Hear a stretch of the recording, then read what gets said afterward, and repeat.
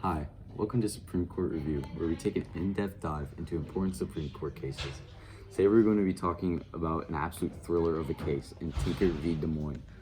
In December of 1965, a group of high school students in Des Moines, Iowa, planned to wear black armbands to school to show that they supported a truce to be made in the Vietnam War. Principals quickly discovered this plan and said that anyone wearing the black wristbands would be suspended from school.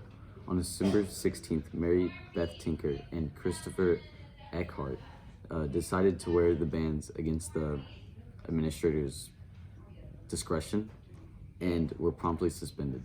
However, the next day, John Tinker wore the band to school and was sent home, much like his fellow classmates.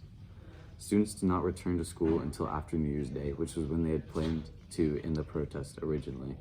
The students would end up suing the school through their parents and saying that the school violated their First Amendment right of freedom of expression.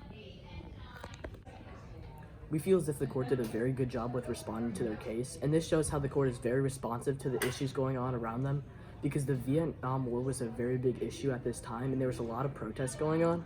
It was also a large part of U.S. politics, and it shows how they are involved with current events. In the case, it was concluded that the armbands represented free speech, and that was completely different from what they thought they were doing at the school.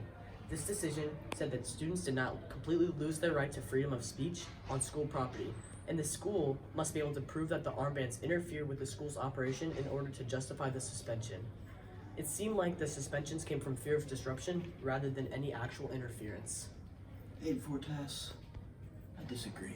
See, Justice Hugo Black, I have a dissenting opinion, and I believe that these armbands are a full distraction for the students. As they're trying to work, they're going to see these armbands, and they just won't be able to focus. Sorry, Mr. Justice Hugo L. Black, I actually do not agree with that. Now we're going to be talking about the time period that this case occurred. The event happened on December 1965 in Des Moines, Iowa. It wasn't until 3 years later, on November 12th of 1968, that the case was finally argued. However, the case was not decided until February 24th, 1969, a 7-2 majority decision. This case involved the First Amendment and further proves the freedom of expression.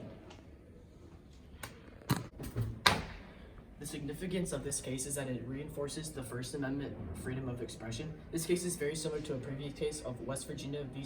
State Board of Education v. Barnett in 1943, which involved the state board requiring students to salute the American flag.